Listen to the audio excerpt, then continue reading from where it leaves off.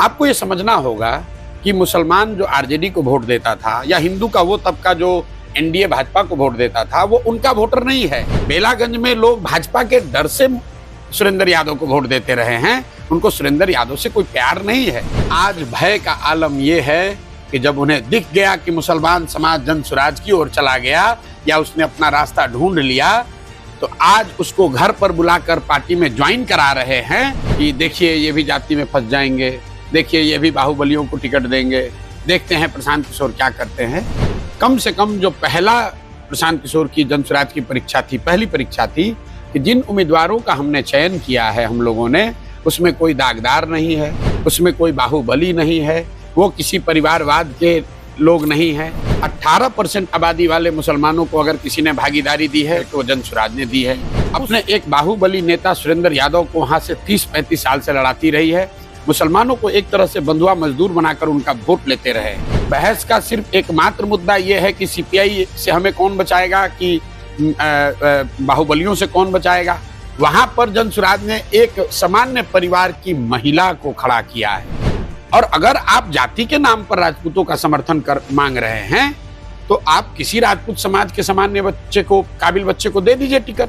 क्या तरारी में कोई एक भूमिहार नहीं है, कोई एक भूमिहार का लड़का नहीं है जिसमें काबिलियत है कि आप तरारी के बाहर के एक व्यक्ति को बुलाकर अपना नेता बना रहे हैं? आप हैं निष्कर्ष बिहार के साथ और मैं हूं मनोज चतुर्वेदी। जी हां, अभी हम तरारी में बैठे हैं जनसुराज के कैंप में, और उसी कैंप में जहां की तेजस्वी यादव उस कैंप के बारे में कहते हैं कि एसी कैंप खरीद कर लेकर चलते हैं और एसी कैंप में बैठते हैं प्रशांत किशोर। लेकिन करीब करीब 27 डिग्री से ज्यादा की गर्मी इस कैंप पर है और पसीने आ रहे हैं। बहरहाल बात तो वो अलग हो गई, लेकिन प्रशांत किशोर के डर से कह लीजिए या हवा ऐसी कह लीजिए कि नीतीश कुमार को सिर्फ 4 विधानसभा के लिए आपातकालीन एनडीए की बैठक बुलानी पड़ी। और वो भी ये मैं नहीं कह रहा, उनके ही नेताओं ने कल कैमरों के सामने कह दिया कि उपचुनाव के लिए ये बैठक हो रही है। बहरहाल हम प्रशांत जी के यहाँ चलते हैं और प्रशांत जी से बात करते हैं। प्रशांत जी, पहले तो स्वागत है। 4 विधानसभा उपचुनाव में आपने उम्मीदवार उतार दिए अपने वादे के हिसाब से कि मुस्लिमों को भी देंगे, हर वर्ग का नेतृत्व आपने यहाँ पे कर दिया है। क्या ये कहीं ना कहीं राजनीतिक आपकी चाल है, या जो वादा आप 2 साल से जनता को करते आ रहे हैं उसे आपने कर दिया? नहीं, जो 2 साल से वादा कर रहे थे, करते रहे हैं गांव-गांव जाकर, बस उस परीक्षा को मुझे पास करना था। लोगों ने कहा कि देखिए ये भी जाति में फंस जाएंगे, देखिए ये भी बाहुबलियों को टिकट देंगे, देखते हैं प्रशांत किशोर क्या करते हैं। कम से कम जो पहला प्रशांत किशोर की जन स्वराज की परीक्षा थी, पहली परीक्षा थी कि जिन उम्मीदवारों का हमने चयन किया है हम लोगों ने, उसमें कोई दागदार नहीं है, उसमें कोई बाहुबली नहीं है, वो किसी परिवारवाद के लोग नहीं हैं। अपने दम पर जो लोग राजनीति करके समाज में अपनी जगह, अपनी पहचान जिन लोगों ने बनाई है, उनको जन स्वराज ने मौका दिया है। ये नहीं देखा है कि उनके बाप कितने बड़े बाप रहे हैं, ये नहीं देखा है कि वो कितना पैसा खर्च करेंगे, ये नहीं देखा है कि उनकी जातियों की संख्या कितनी है। दूसरा, हम लोगों ने कहा है कि सभी वर्गों को हम लोग रिप्रेजेंटेशन देंगे। इस पूरे उपचुनाव में 18% आबादी वाले मुसलमानों को अगर किसी ने भागीदारी दी है तो जन स्वराज ने दी है। उस सीट पर दी है जहां मुसलमानों की संख्या है। और आरजेडी अपने एक बाहुबली नेता सुरेंद्र यादव को वहां से 30-35 साल से लड़ाती रही है। मुसलमानों को एक तरह से बंधुआ मजदूर बनाकर उनका वोट लेते रहे हैं। पहली बार जन स्वराज ने वहां जब मौका दिया है एक मुस्लिम साथी को, तो आप देख रहे हैं कि जन स्वराज वहां सबसे आगे लड़ाई में आपको दिख रहा है। यही बात हम लोग तरारी में बैठे हुए हैं। तरारी में पहली बार एक महिला, जिस क्षेत्र को जातीय हिंसा वाला क्षेत्र मानते हैं, जिस क्षेत्र को लोग बाहुबली वाला क्षेत्र मानते हैं, जिस क्षेत्र में बहस का सिर्फ एकमात्र मुद्दा यह है कि सीपीआई से हमें कौन बचाएगा, कि बाहुबलियों से कौन बचाएगा, वहां पर जन स्वराज ने एक सामान्य परिवार की महिला को खड़ा किया है। इसलिए खड़ा किया है कि हम लोग का ऐसा मानना है कि लोग यहाँ जाति से, बाहुबली से, बालूबली से बाहर निकलना चाहते हैं और एक स्वच्छ राजनीति की शुरुआत करना चाहते हैं। जो लोग यहाँ मैदान में हैं उनके पास कोई मुद्दा नहीं है, सिवाय जाति के छोड़कर, सिवाय सीपीआई एमएल का भय दिखाने को छोड़कर, भाजपा का भय दिखाकर लालू जी, लालू का भय दिखाकर भाजपा वाले जो वोट लेते हैं, उसके अलावा उनके पास कोई मुद्दा नहीं है। पहली बार जनसुराज कह रहा है कि किसी से डरने की जरूरत नहीं है। सीपीआई एमएल से डरकर किसी बाहुबली को वोट देने की जरूरत नहीं है, बाहुबली से डरकर सीपीआई एमएल को वोट देने की जरूरत नहीं है, क्योंकि पूरी ताकत से जनसुराज आपके साथ खड़ा है, आपके बच्चों के साथ खड़ा है। कोई बाहुबली से आपको डरने की जरूरत नहीं है। आप अपने बच्चों के पढ़ाई और रोजगार के लिए वोट कीजिए। सुरक्षा की गारंटी जनसुराज की गारंटी है। प्रशांत जी, बेलागंज में कहा जाता है कि 35 साल का जो किला है वो कहीं ना कहीं आप ढहाने के करीब पहुंच गए हैं, क्योंकि हमने वहां पे जो सर्वे किया, मुस्लिम समाज एक मुस्त जो है कि हम बदलाव चाहते हैं, 35 साल हमने देख लिया और अब हम प्रशांत किशोर के साथ ही चल रहे हैं। लेकिन क्या वहां पे दूसरी बिरादरी भी है? नहीं, देखिए, मैं आपको बताऊं, ये आप एक क्षेत्र में गए, वहां मुसलमानों को लेकर कुछ टिप्पणी कर रहे हैं। आप हर क्षेत्र में जाइए। बिल्कुल, मैं आपसे आग्रह करूंगा, आप तरारी में घूमिए, और जिसको लोग कहते हैं कि एमएल का काडर है, जो दलित है, पिछड़ा है, गरीब है, कल मैं जितने गांव में गया हूं, कुशवाहा हैं, यादव हैं, जिस समाज के भी लोग हैं, वो सब जो नीचे गरीब है, वंचित है, वो सब जनसुराज की ओर आ रहा है। क्यों आ रहा है? आपको ये समझना होगा कि मुसलमान जो आरजेडी को वोट देता था, या हिंदू का वो तबका जो एनडीए भाजपा को वोट देता था, वो उनका वोटर नहीं है। वो सिर्फ दूसरे के डर से उनको वोट देता था, क्योंकि उनके पास कोई विकल्प नहीं था। यहां पर सुनील पांडे जी को वोट नहीं है, लोग एमएल के डर से उसको वोट देते रहे हैं, और उनके डर से लोग एमएल को वोट देते रहे हैं। बेलागंज में लोग भाजपा के डर से सुरेंद्र यादव को वोट देते रहे हैं, उनको सुरेंद्र यादव से कोई प्यार नहीं है। सुरेंद्र यादव ने या आरजेडी ने तो उनका एक्सप्लॉयटेशन किया है।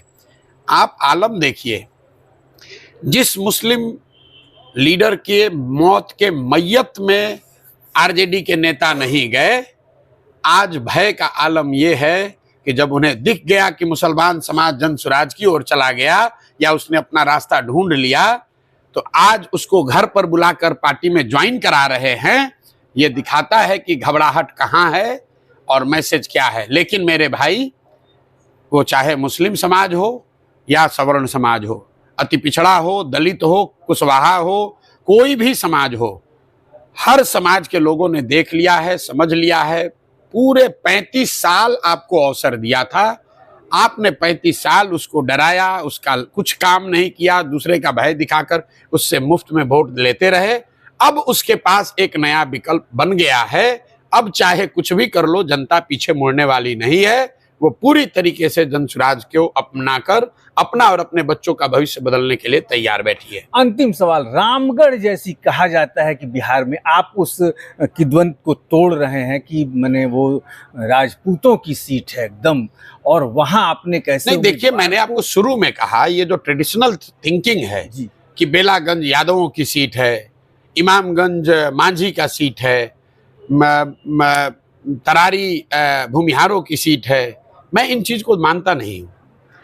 ये सीट उसका है जो सबसे काबिल व्यक्ति है। रामगढ़ में जिस कुशवाहा को हम लोग चुनाव लड़ा रहे हैं, उस आदमी ने 20 साल बसपा के साथ काम किया है।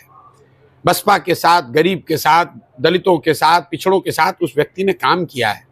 कुशवाहा समाज की वहां आबादी भी है, और बाकी दूसरे जो समाज के लोग हैं वो भी त्रस्त हैं। मैंने तो खुले मन से कहा कि भाई, जो राजपूत जगतानंद जी को वोट देना चाहता है या अशोक जी को वोट देना चाहता है, उससे मेरा सवाल है, सीधा सवाल है कि क्या जगतानंद सिंह, जो खुद एक पार्टी के राज्य के अध्यक्ष हैं, अपना उनका बेटा वहां का सांसद है, एक दूसरा बेटा एमएलसी का चुनाव लड़ा है और तीसरा बेटा एमएलए बन रहा है, क्या 50,000 से ज्यादा राजपूतों की आबादी वाले रामगढ़ में कोई दूसरा राजपूत परिवार नहीं है, कोई दूसरा राजपूत का लड़का नहीं है जो कि काबिल है? और अगर आप जाति के नाम पर राजपूतों का समर्थन मांग रहे हैं, तो आप किसी राजपूत समाज के सामान्य बच्चे को, काबिल बच्चे को दे दीजिए टिकट। तो वही हाल तो फिर तरारी में भी होना चाहिए। वही हाल तरारी में भी है। भाई, सुनील पांडे जिन भूमिहार होने का दावा कर रहे हैं, ये बता रहे हैं कि 70,000 भूमिहार हमको वोट देगा। मैं उसी सुनील पांडे से पूछना चाहता हूं, भूमिहार समाज से ये पूछना चाहता हूं कि आप मुझे बताइए कि 70,000 भूमिहारों में से क्या तरारी में कोई एक भूमिहार नहीं है, कोई एक भूमिहार का लड़का नहीं है जिसमें काबिलियत है कि आप तरारी के बाहर के एक व्यक्ति को बुलाकर अपना नेता बना रहे हैं, और उसको बनाया, अब उसके बेटे को भी बना रहे हैं। दूसरी बात कि चाहे आप भाजपा के जो दो प्रत्याशी हैं, तरारी में सुनील पांडे के लड़के और अशोक सिंह लड़ रहे चुनाव रामगढ़ में भाजपा के टिकट से, एक राजपूत समाज के हैं, एक भूमिहार समाज के हैं। इन दोनों प्रत्याशियों से मैं पूछना चाहता हूं, इनके समर्थकों को याद दिलाना चाहता हूं कि मेरे भाई, इन दोनों ने भाजपा का चोंगा ओढ़ा है, लेकिन यही वो भाजपा है जिसने नीतीश कुमार को आप पर थोपा है। बिहार में जिस नीतीश कुमार से आप इतने परेशान हो, जिस नीतीश कुमार ने आपके हितों की चिंता कभी नहीं की, जिस नीतीश कुमार ने पूरे बिहार को अनपढ़ों का, मजदूरों का जगह बना दिया, जिस नीतीश कुमार ने अभी 1 महीना पहले आपके जमीन और आपके घर में लड़ाई लगवाई, सर्वे करवाया, जिस नीतीश कुमार ने आपके हर इंटरेस्ट पर कुठाराघात किया, क्या भाजपा के नाम पर फिर आप नीतीश कुमार को वोट दोगे? और अगर आप भाजपा को वोट दे रहे हो तो भाजपा का कोई नेता ऐसा है जो कह रहा है कि हम नीतीश कुमार को नेता नहीं मानते हैं? भाजपा ने तो घोषित किया हुआ है कि मुख्यमंत्री अभी और 25 के बाद नीतीश कुमार ही रहेंगे। तो मैं अशोक जी के समर्थकों से, राजपूत समाज से रामगढ़ में और भूमिहार समाज से तरारी में ये सीधा सवाल पूछ रहा हूं, भूमिहारों से, राजपूतों से मैं ये सवाल पूछ रहा हूं बेलागंज में कि क्या आप नीतीश कुमार को मुख्यमंत्री बनाकर रखना चाहते हैं? और अगर आप नीतीश कुमार को मुख्यमंत्री बनाकर रखना चाहते हैं तो फिर कल से ये रोना मत रोइएगा कि नीतीश कुमार ने आपको बर्बाद कर दिया, आपके समाज को बर्बाद कर दिया, आपके बच्चों का भविष्य बर्बाद कर दिया। मेरे भाई, अगर नीतीश को सबक सिखाना है तो अभी आपके पास ये मौका है। भाजपा का लबादा ओढ़कर आए इन दोनों प्रत्याशियों को बिल्कुल सिरे से खारिज कीजिए। बिहार में एक नई व्यवस्था बनाइए। बिहार में लालू नीतीश के राज का खात्मा हो, इसका एक और एकमात्र उपाय जनसुराज है। जनसुराज के साथ जुड़िए और आंख बंद करके जनसुराज की मदद कीजिए। बिहार में लालू नीतीश के राज का खात्मा बिल्कुल अब करीब है, इस मौके को मत चूकिए। तमाम मीडिया चैनलों से लेके सबको आपने कहा कि, और हमने भी ये देखा है, आज करीब 15 साल से देख रहे हैं कि आप जिसका हाथ पकड़ते हैं उसे हारने नहीं देते। दूसरी बात है कि हर क्षेत्र में आप विदेशों की सेवा में जब रहे, वहाँ पे विश्व में, तो वहाँ भी 10 साल दिया। राजनीति में भी आपने दूसरों के लिए 10 साल दिया और आपने एक वादा बिहार के लोगों से किया है कि 10 साल यहाँ दूंगा और 10 साल में बिहार बदल के दिखा दूंगा। तो क्या प्रशांत किशोर के दिमाग में 10 साल में बिहार बदल बिल्कुल देखिए, बदलने की शुरुआत हो चुकी है। और मैं सिर्फ ये बात और दावे नहीं कर रहा हूं, अपने जीवन का जो कुछ भी मेरे पास है सब कुछ पहले दांव पर लगाया है।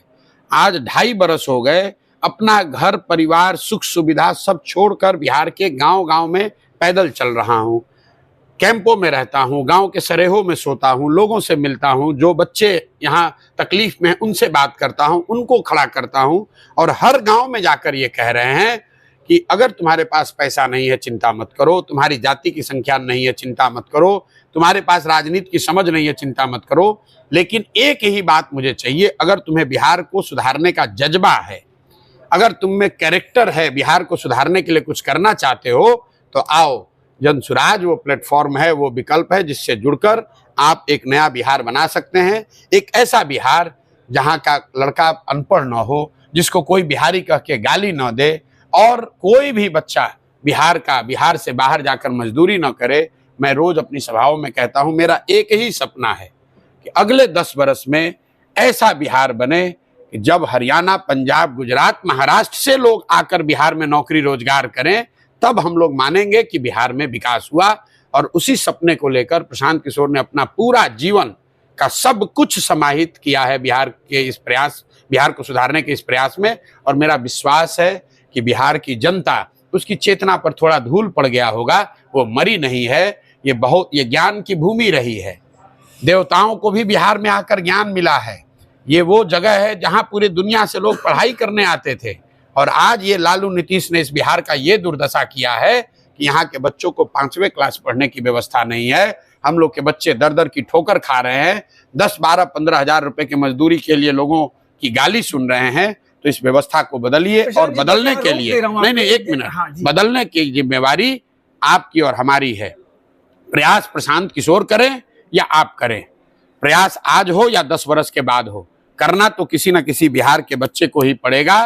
बिहार को सुधारने के लिए कोई गुजरात और तमिलनाडु से नहीं आएगा। इसलिए जगिए, समय अभी है, अभी वो बदलाव का संदेश दीजिए। कई लोग ये कह रहे हैं कि 25 में हम लोग जनसुराज के साथ हैं, अभी तो उपचुनाव है। मैं उनको इतना ही कहना चाहता हूं, मेरे भाई, जंग का ऐलान हो चुका है, 25 का इंतजार नहीं करना है। अगर 25 का रास्ता आसान करना है तो आपके पास अवसर है, 24 में इन लोगों को साफ कीजिए। आप वो ध्वजवाहक बनिए। इन 4 विधानसभा चुनाव क्षेत्र के लोगों के पास ये अवसर है कि बिहार के बदलाव का वो ध्वजवाहक बने। और ये जो पूरे देश में बना हुआ है कि बिहार के लोग जातियों से ऊपर नहीं उठ सकते हैं, बिहार के लोग गलत लोग से ऊपर नहीं उठकर वोट नहीं कर सकते हैं, मुर्गा भात और पैसे से ऊपर उठकर वोट नहीं करेंगे, आप उस सोच पर चोट कीजिए, बिहार के बदलाव के लिए वोट कीजिए। यही आपसे अनुरोध कर रहे हैं। अभी 12 दिन है, 12-13 दिनों में बिहार को बदलने का, बिहार में एक नए भविष्य के निर्माण की जिम्मेवारी इन 4 विधानसभा क्षेत्रों के लोगों के पास है। इसलिए ये मौका मत चूकिए। जो कह रहा था कि आप शिक्षा की जो आप बात की, सरकार के पास इंफ्रास्ट्रक्चर है, स्कूल है, कॉलेज है, लेकिन वहाँ बच्चे चहकते हमें नहीं दिखे। लेकिन जब मैं आपके 2-4 कैंपों में जहाँ छोटे छोटे बच्चों को शिक्षा और क्लासेस के लिए बुलाया जाता है, वहाँ उनके चेहरे की जो चमक दिखी उन बच्चों में, लगा कि कहीं ना कहीं कैंप के ये विद्यालय वास्तव में नहीं, देखिए ऐसा है, बिहार के बच्चों में कोई कमी थोड़ी ना है। हम लोग खुद सरकारी विद्यालय में पढ़े, यही बिहार के सरकारी स्कूल से पढ़कर गए हैं। ये तो पिछले 30-35 साल में नीतीश और लालू ने पूरे समाज को अनपढ़ बना दिया। खोखले समाजवाद का नारा देकर, सामाजिक न्याय का नाम देकर इन लोगों ने समाज को जातियों में बांटा और उसके बाद सबको अनपढ़ मजदूर बना दिया। इनको आवाज तो दी, लेकिन लालू यादव ने जिन समाज के वर्गों को आवाज दी, उनको शिक्षा नहीं दी, उनको भूमि नहीं दिया, उनको रोजी रोजगार की व्यवस्था नहीं की, ताकि ये लोग जीवन भर उनके और उनके बच्चों का झंडा लेकर घूमते रहे, आवाज उठाते रहे, लेकिन अपनी जिंदगी को सुधार ना पाए। उसी खोखले सामाजिक न्याय और समाजवाद पर चोट का नाम है जनसुराज। और मेरा विश्वास है, आप देख रहे हैं कि जो गरीब तबका है, जो वंचित तबका है, वो सबसे बड़ी संख्या में जनसुराज से जुड़ रहा है। और मेरा विश्वास है कि ये जुड़ाव आपको चुनाव परिणामों में भी दिखेगा। आप जरा अंदाजा लगाइए, 10 दिन पहले दल बना है, तरारी में, रामगढ़ में, बेलागंज में, इमामगंज में। ये 4 सिर्फ विधानसभा नहीं है, ये 4 अपने आप को राजनीतिक बाहुबली महारथी कहे जाने वालों का क्षेत्र है। ये वो क्षेत्र है जहां के एमएलए एमपी बने हैं। उन क्षेत्रों में एक नया दल जनसुराज, एक नई सोच, 4 नए साधारण व्यक्तियों के साथ चुनाव में उतरी है और चारों जगह भूचाल है, हलचल है। ये दिखाता है कि इस सोच की ताकत क्या है। ये दिखाता है कि बिहार की जनता में परिवर्तन की, बदलाव की कितनी चाह है। और उसको ये नेता, ये बाहुबली, ये दल रोक नहीं पाएंगे। बिहार में परिवर्तन होकर रहेगा और वो आपको परिवर्तन 23 तारीख को दिखेगा। आपके ऊपर आक्रमण का धार बदल दिया गया। अब जदयू के लोग कह रहे हैं कि प्रशांत की हिम्मत है कि शराबबंदी को खत्म करना चाहते हैं, तो महिला कॉलेजों के सामने जाकर बोलकर दिखा दे। या जदयू इस सब, सुनिए मैं आपको बता रहा हूँ, जदयू से वो हमको जवाब देने की जरूरत नहीं है। गीता में एक श्लोक है जिसमें बताया गया है कि कृतज्ञता से बड़ा कोई अपराध नहीं है। बाकी दलों की बात छोड़ दीजिए, लेकिन बिहार में आज जदयू है। नीतीश कुमार का कैरियर बचा हुआ है। वो इसलिए बचा हुआ है कि 15 में इसी प्रशांत किशोर ने उस व्यक्ति की मदद की थी जब उनका कैरियर एकदम सबसे निचले पायदान पर था, जब उनके दल को 2 सीट मिला था, जब नीतीश कुमार के पास मुख्यमंत्री का पद नहीं था। उनके पार्टी के ज्यादातर लोग मांझी जी के साथ भाग गए थे। उस समय नीतीश कुमार को प्रशांत किशोर ने मदद किया, फिर से कैरियर उनका रीएस्टेब्लिश किया, मुख्यमंत्री बनने में कंधा लगाया। तो ये लोग इतने कृतज्ञ हैं, इनके मुंह से इस तरह की बात निकलती है। कम से कम जदयू का जो साथ में से आप ही का था, वो तो है ही। मैं कह रहा हूं कि जदयू का जो राजनीतिक नेता है, कार्यकर्ता है, ये जो कृतज्ञता कर रहे हैं, इनको सजा मिलनी ही मिलनी है। और दूसरी पार्टी तो फिर भी चुनाव और राजनीति में रहेगी। जदयू का हालत तो ये है कि अगले चुनाव में नीतीश कुमार को, जदयू को तीर सिंबल पे 20-25 सीट भी नहीं आना है। ये तो इनके नाम पर जनता गाली दे रही है, तो वो कोई चिंता की बात नहीं है। बहुत बहुत धन्यवाद। तो ये थे प्रशांत किशोर, जो 4 विधानसभा चुनाव में अपने प्रत्याशियों को उतार कर राजनीतिक भूचाल तो बिहार में पैदा कर ही। देखना है अब आगे क्या होता है।